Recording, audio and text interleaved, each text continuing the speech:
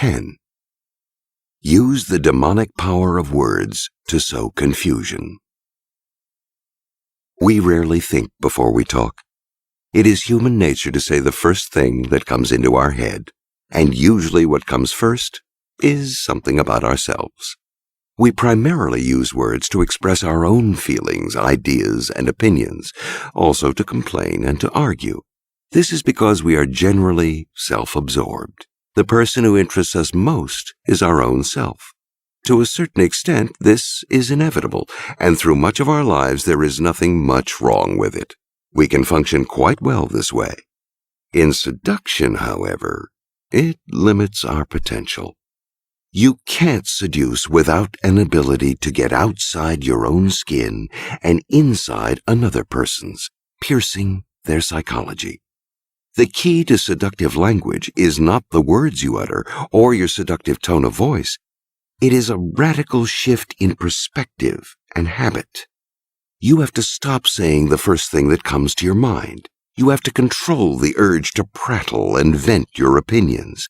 The key is to see words as a tool not for communicating true thoughts and feelings, but for confusing, delighting, and intoxicating.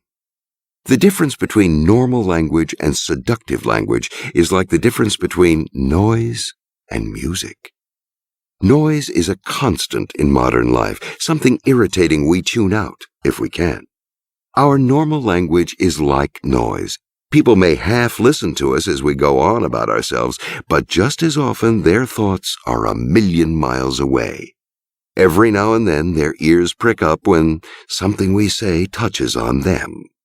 But this lasts only until we return to yet another story about ourselves. As early as childhood, we learn to tune out this kind of noise, particularly when it comes from our parents.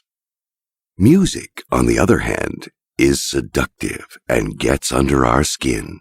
It is intended for pleasure. A melody or a rhythm stays in our blood for days after we have heard it, altering our moods and emotions, relaxing or exciting us. To make music instead of noise, you must say things that please, things that relate to people's lives, that touch their vanity. If they have many problems, you can produce the same effect by distracting them, focusing their attention away from themselves by saying things that are witty and entertaining, or that make the future seem bright and hopeful. Promises and flattery are music to anyone's ears. This is language designed to move people and lower their resistance. It is language designed for them, not directed at them. Flattery is seductive language in its purest form. Its purpose is not to express a truth or a real feeling, but only to create an effect on the recipient. Learn to aim your flattery directly at a person's insecurities. For instance, if a man is a fine actor and feels confident about his professional skills, to flatter him about his acting will have little effect, and may even accomplish the opposite. He could feel that he is above the need to have his ego stroked, and your flattery will seem to say otherwise. But let us say that this actor is an amateur musician or painter. He does this work on his own without professional support or publicity, and he is well aware that others make their living at it. Flattery of his artistic pretensions will go straight to his head and earn you double points. Learn to sniff out the parts of a person's ego that need validation. Make it a surprise, something no one else has thought to flatter before, something you can describe as a talent or positive quality that others have not noticed. Speak with a little tremor, as if your target's charms had overwhelmed you and made you emotional. Flattery can be a kind of verbal foreplay. Aphrodite's powers of seduction, which were said to come from the magnificent girdle she wore, involved a sweetness of language, a skill with the soft, flattering words that prepare the way for erotic thoughts. Insecurities and nagging self-doubts have a dampening effect on the libido. Make your targets feel secure and alluring through your flattering words, and their resistance will melt away. Sometimes the most pleasant thing to hear is the promise of something wonderful. a vague but rosy future that is just around the corner. President Franklin Delano Roosevelt, in his public speeches, talked little about specific programs for dealing with the Depression. Instead, he used rousing rhetoric to paint a picture of America's glorious future. In the various legends of Don Juan, the great seducer would immediately focus women's attention on the future, a fantastic world to which he promised to whisk them off. Tailor your sweet words to your target's particular problems and fantasies. Promise something realizable, something possible, but do not make it too specific. You are inviting them to dream. If they are mired in dull routine, talk of adventure, preferably with you. Don't discuss how it will be accomplished. Speak as if it magically already existed somewhere in the future. Lift people's thoughts into the clouds, and they will relax. Their defenses will come down, and it will be that much easier to maneuver and lead them astray. Your words become a kind of elevating drug. The most anti-seductive form of language is argument. How many silent enemies do we create by arguing? There is a superior way to get people to listen and be persuaded: humor and a light touch. The 19th century English politician Benjamin Disraeli was a master at this game. In Parliament, to fail to reply to an accusation or slanderous comment was a deadly mistake. Silence meant the accuser was right. Yet to respond angrily to get into an argument was to look ugly and defensive. Disraeli used a different tactic. He stayed calm. When the time came to reply to an attack, he would slowly make his way to the speaker's table, pause, and then utter a humorous or sarcastic retort. Everyone would laugh. Now that he had warmed people up, he would proceed to refute his enemy, still mixing in amusing comments, or perhaps he would simply move on to another subject, as if he were above it all. His humor took out the sting of any attack on him. Laughter and applause have a domino effect. Once your listeners have laughed, they are more likely to laugh again. In this light-hearted mood, they are also more apt to listen. A subtle touch and a bit of irony give you room to persuade them, move them to your side, mock your enemies. That is the seductive form. Perhaps you are not trying to whip a crowd into a frenzy. You just want to bring people over to your side. Choose your strategy and words carefully. You might think it is better to reason with people, explain your ideas, but it is hard for an audience to decide whether an argument is reasonable as they listen to you talk. They have to concentrate and listen closely, which requires great effort.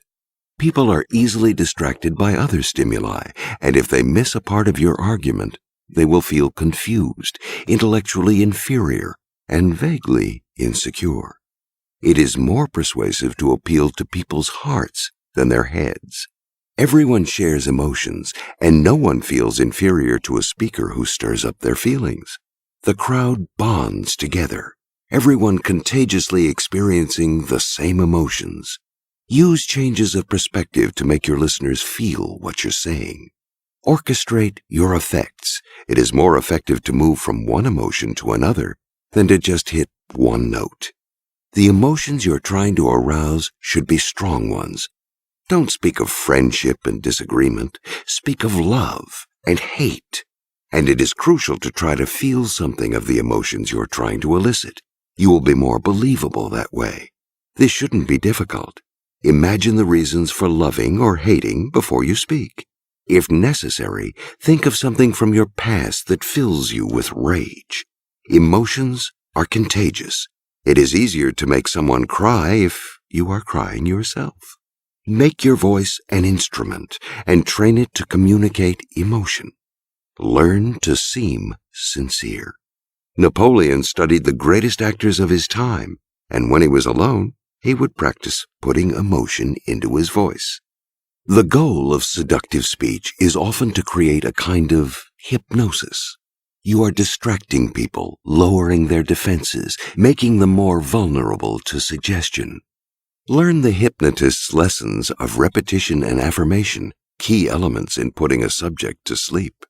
Repetition involves using the same words over and over, preferably a word with emotional content, taxes, liberals, bigots. The effect is mesmerizing. Ideas can be permanently implanted in people's unconscious simply by being repeated often enough. Affirmation is simply the making of strong, positive statements like the hypnotist's commands. Seductive language should have a kind of boldness which will cover up a multitude of sins. Your audience will be so caught up in your bold language that they won't have time to reflect on whether or not it is true. Never say, "I don't think the other side made a wise decision." Say, "We deserve better," or "They have made a mess of things." Affirmative language is active language, full of verbs, imperatives, and short sentences. Cut out "I believe," "perhaps," "in my opinion." Head straight for the heart. You are learning to speak a different kind of language. Most people employ symbolic language. Their words stand for something real, the feelings, ideas, and beliefs they really have. Or they stand for concrete things in the real world. The origin of the word symbolic lies in a Greek word meaning to bring things together. In this case, a word and something real.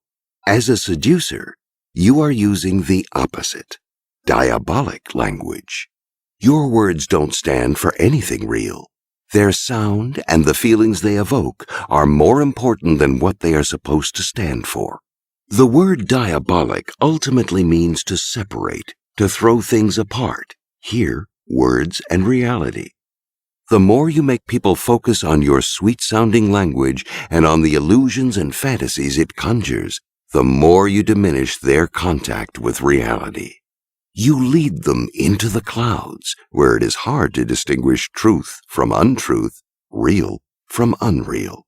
Keep your words vague and ambiguous so people are never quite sure what you mean. Envelop them in demonic, diabolical language, and they will not be able to focus on your maneuvers, on the possible consequences of your seduction. And the more they lose themselves in illusion, the easier it will be to lead them astray and seduce them.